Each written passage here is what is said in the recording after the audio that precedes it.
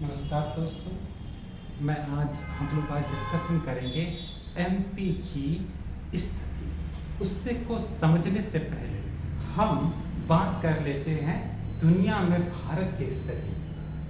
तो आप देख रहे हैं वर्ल्ड मैप। ये वर्ल्ड मैप में, इस वर्ल्ड मैप में इंडिया, जो ज्योग्राफर थे, जो पृथ्वी को समझते हैं, उन्होंने एक जगह आकर पृथ्वी को किसी भी जगह को डिफाइन करने के लिए, किसी भी जगह की स्थिति को पता करने के लिए कुछ लाइंस का निर्माण किया। जैसे कि पृथ्वी पर एक बीच में से लाइन बनाई और ऐसे करते करते बहुत सारी रेखाओं का निर्माण किया गया। ठीक है, इन रेखाओं को अक्षांश रेखा कहा गया। याद रखिए, अक्षांश और आड़ी, ये दोनों सिमिलर वर्ड दिखता है इनका पहला, इसीलिए आड़ी रेखा है, अक्षांश रेखा है। और कुछ ऊर्ध्वाधर या वर्टिकल लाइंस का निर्माण किया गया और इसे कहा गया, याद रखिए, इसे कहा गया देशांतर रेखा। ये है latitude line, this is the longitudinal line. इसको हम दूसरे तरीके से समझते हैं। आप देख पा रहे हैं कि ये पृथ्वी है और पृथ्वी पर बहुत से लाइनों का निर्माण किया गया, रेखाओं का निर्माण किया गया। उसी परिदृश्य में इंडिया, ये जो इंडिया है, भारत है, इसको भी एक लोकेशन, एक अक्षांश और देशांतर लाइन से गुजारा गया। और याद रखिए, ये जो लाइन है, ये है 0 डिग्री की लाइन, 0 अंश की लाइन, जिसे हमने भूमध्य रेखा या विषुवत रेखा का नाम दिया, जिसे इंग्लिश में इक्वेटर कहा जाता है।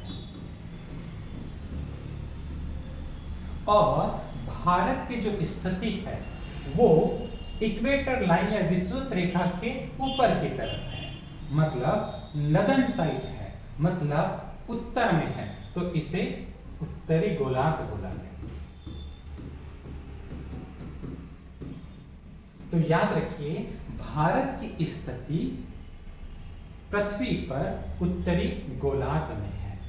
दूसरी चीज, जब हम बात करेंगे अक्षांशीय विस्तार की, तो उसमें हम इक्वेटर से उत्तर की ओर बढ़ते जाएंगे, इस नॉर्दर्न पोल की तरफ, उत्तरी ध्रुव की तरफ। तो याद रखिए, हम जब पृथ्वी इक्वेटर लाइन से, जो विषुवत लाइन से ऊपर की तरफ जाएंगे, तो हमें बहुत से अक्षांशीय लाइनें, अक्षांशीय रेखा मिलेगी, जो 0 डिग्री से स्टार्ट होगी, 1 डिग्री, 2 डिग्री, 3 डिग्री और अप टू 90 अंश तक, 90 डिग्री तक जाएगी। उसी में भारत से भी एक अक्षांशीय रेखा जाएगी, जो रहेगी 8 अंश 6 मिनट।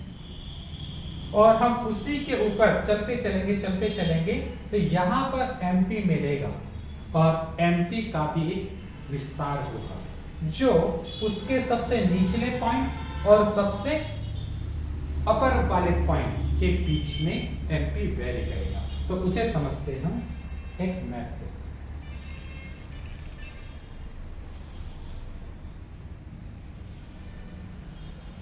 देखिए, मैंने कहा हम एमपी को अक्षांश लाइन से विस्तृत अध्ययन करेंगे।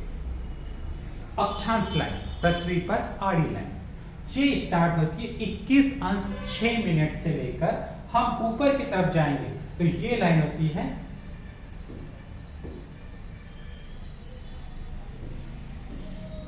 26 अंश तक। याद रखिए, 21 अंश से हम नीचे में थे, नीचे में एक विषुवत लाइन थी, विषुवत लाइन से ऊपर की तरफ चलते गए और 21 अंश तक आए। 21 अंश से हमारा एमपी स्टार्ट होता है 21 अंश 6 मिनट से लेकर 26 अंश 30 मिनट तक के, ये हमारा अक्षांशीय विस्तार है।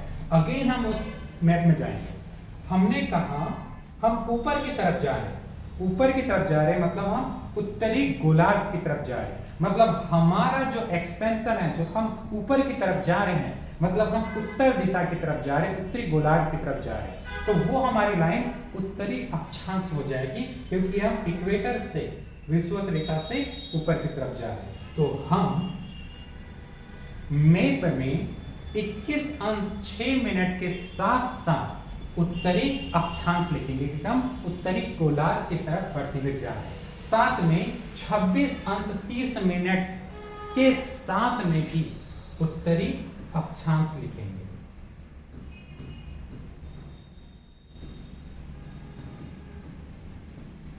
अब हम बात करते हैं देशांतर रेखाओं की।